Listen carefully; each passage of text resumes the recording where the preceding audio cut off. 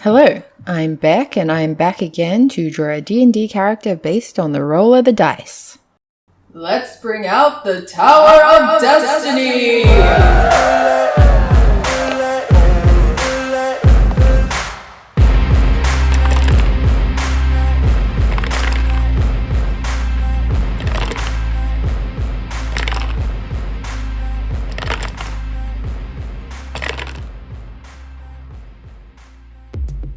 So we have a Minotaur Cleric, and for those who haven't played Minotaurs before or haven't seen I think I did one previous video where it was a Minotaur. They're described in the D&D universe as barrel-chested humanoids with heads resembling those of bulls. They're said to have a supernaturally strong sense of direction as well. Mechanically, they have some pretty cool traits like horns, where you can use your horns during combat. They do piercing damage, so it's basically an unarmed strike, but instead of bludgeoning damage, you do piercing damage. Goring Rush is immediately after you take the dash action and move at least 20 feet, you can make a melee attack with your horns as a bonus action. Hammering Horns, you immediately hit a creature with a melee attack as part of the attack action on your turn. You can use a bonus action to attempt to push the target with your horns. There's more details, but you can look into that. And then Labyrinth Recall. You always know which direction is north, and you have advantage on any wisdom survival check to make a navigation to navigate or track. I can say words. So yeah, Minotaurs are pretty cool, and I decided to make this one a big beefy one. Kind of because you don't often see beefy clerics, but also because that's how they're described. Barrel-chested humanoids are usually big and beefy.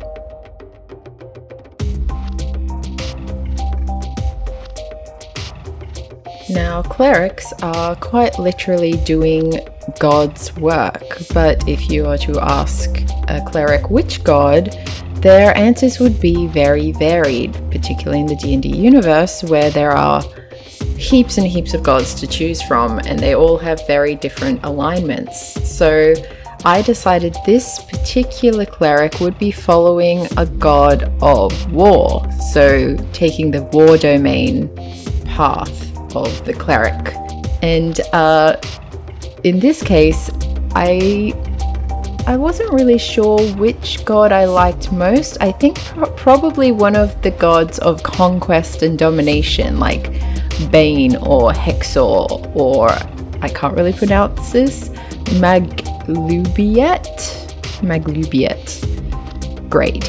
And I thought it was just a little bit more interesting, especially having a big beefy cleric, that he would take more of an interest in gods that celebrated things like, well, the things that war can achieve. So acts of heroism, but also the domination of an entire civilization. It's not a pretty subject to think about, but it is kind of how most of society has been formed. Religions are often used as a method of control over the populace.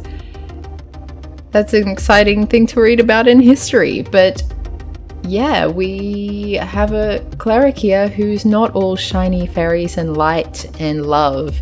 This cleric is all about getting the job done with violence as a form of prayer.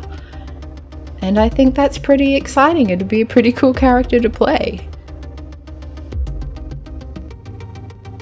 So before we look at the ability scores, I'm going to give this guy a name. What do we think? Something fantasy and intense. Zarkus. His name is going to be Zarkus. And Zarkus has +2 to strength, which means he's pretty strong. It makes sense. He's a pretty beefy guy. He knows how to win at arm wrestling and can probably push a boulder out of the way. And in terms of athletics, I don't know that he's particularly jumpy. I don't know that he does backflips and things like that, but that would fall under dexterity, which he has not a very high score in. And that also makes sense based on the amount of bulk and muscle he has. He's probably... Hello, Panda. I don't know if you can hear her talking to me, but yeah, hi. Yeah? Anyway, so dexterity.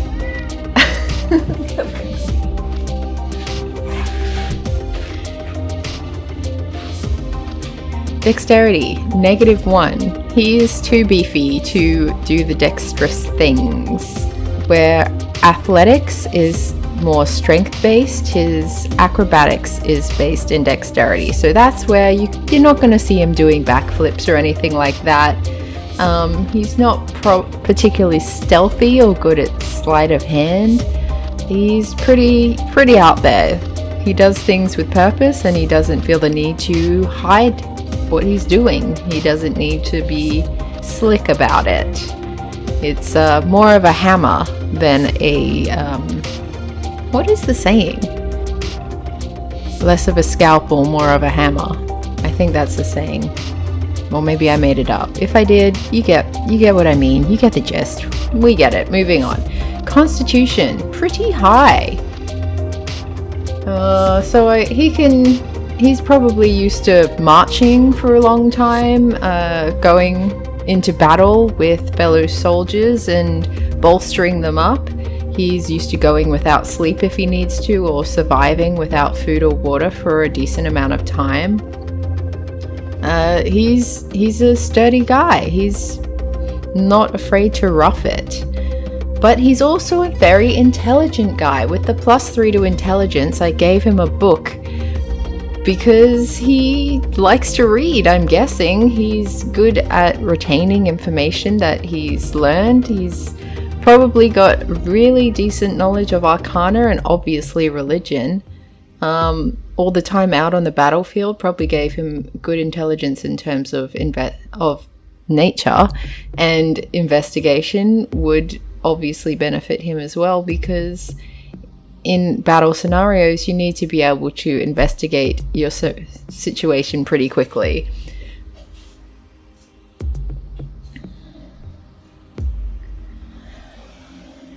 Now with wisdom, he's only a +1, but that is above average. So he's only really involved himself in a certain kind of situation, and that is war. So he's probably not great at the more subtle side of things when it comes to maybe knowing if someone's doing espionage or lying to you. I think because he's used to being so outright with his actions and the way people usually attack him head on, he might not have the wisdom to foresee if these things are going to be an issue. But he's probably very good at the kind of wisdom that requires medicine checks, and he's probably great with stuff like general perception and maybe even animal handling. He'd be pretty good at calming down a mount if it was bothered by gunfire or something like that, something he's used to doing in his role. And that leads us into the last one, charisma. So I'd say he's definitely more of an intimidation guy than he is performance. And persuasion is kind of covered by any of those. I don't know that he'd necessarily lean into deception either. I think he's the kind of guy who really values a good, honest fight over lying and cheating to get what you want. I think it's very much a take your stance and fight for it or let it go. I think that's his vibe, his life's motto.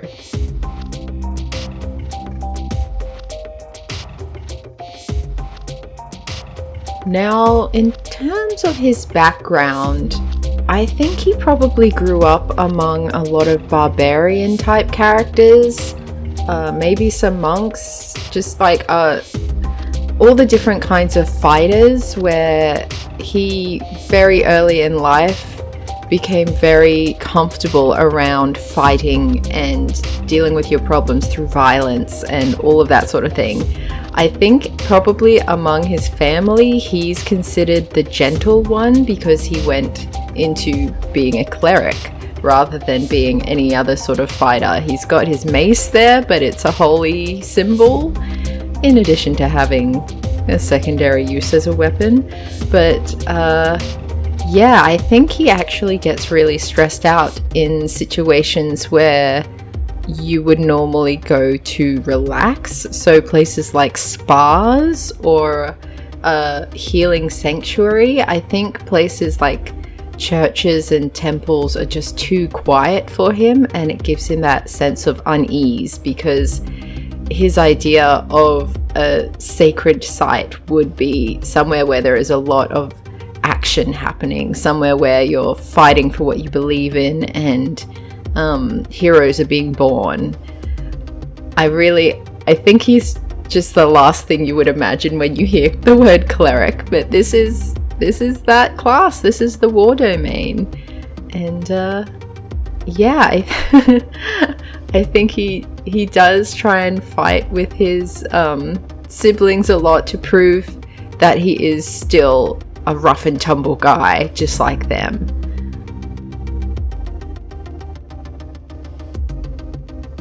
With that in mind, the call to action that you would need to get this guy involved in your adventuring party would just be the promise of a good fight, which I feel like most adventuring parties have in spades.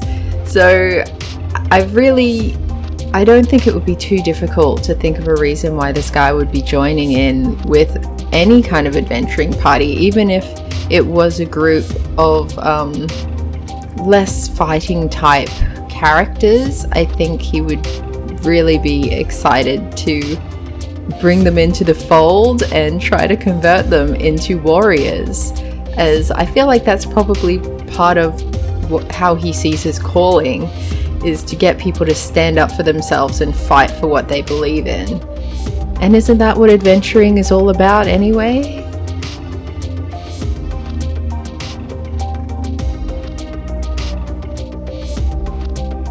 It would also be interesting if you partnered this guy with someone who's trying to make the world a calmer, safer place for everyone. Trying to get him to question his values as part of the game could be an interesting twist, and an ongoing battle between, well, battle of wits, not battle of weapons, between whether it's better to fight your problems with words or with weapons, with violence. And obviously his preference is toward violence, but introducing certain problems in the game that can only be solved with a gentle touch could be an interesting way to challenge him as a character and the player who's playing him, which could be me. I usually try and opt for peace and happiness and all that, so it would be really hard to go against my instincts playing this character, but I think I could pull it off, be the smashy tank guy, and yeah, what do we think of him? Zarkus, the Minotaur Cleric. Aww. I think he came out alright, but you tell me what you think. You tell me all the things. How was your day? Oh, I don't know what I'm talking about now. But that's okay, because it's the end of the video. And I hope you have a great week and that you enjoyed this video. And, you know, thanks for watching. And I'll see you next time, or I won't see you and you won't see my face, but you'll see me drawing and you'll hear my voice. So yeah, bye.